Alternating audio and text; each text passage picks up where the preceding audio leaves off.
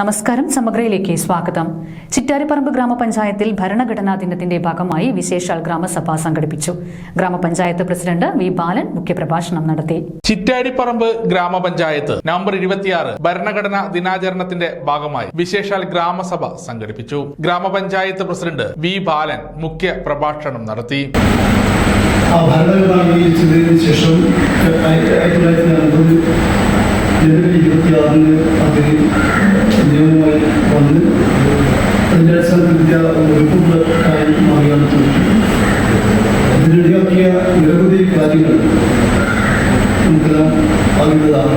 ഇതിൻ്റെ അർത്ഥത്തിൽ വളരെ വിശദമായിട്ട് തന്നെ ഇത്തരം കാര്യങ്ങളൊക്കെ തന്നെ ഇന്ത്യ നൂറ്റാണ്ടുകളായിട്ട് വൈദേശികാധിപത്യത്തിൻ്റെ ഭാഗമായ ബ്രിട്ടീഷ് സാമ്രാജ്യത്വമാണ് നമ്മെ ഉദ്ധരിച്ചിട്ടുള്ളത്.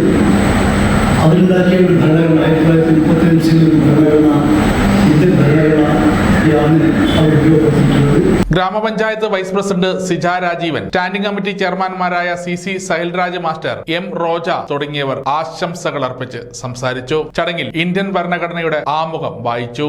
ഇന്ത്യൻ ഭരണഘടന ആമുഖം. നമ്മൾ ഇന്ത്യയിലെ ജനങ്ങൾ ഇന്ത്യയെ ഒരു പരമാധികാര സ്ഥിതിസമത്വ മതനിരപേക്ഷ ജനാധിപത്യ റിപ്പബ്ലിക്കായി സംവിധാനം ചെയ്യുന്നതിനും ഭാരതത്തിലെ എല്ലാ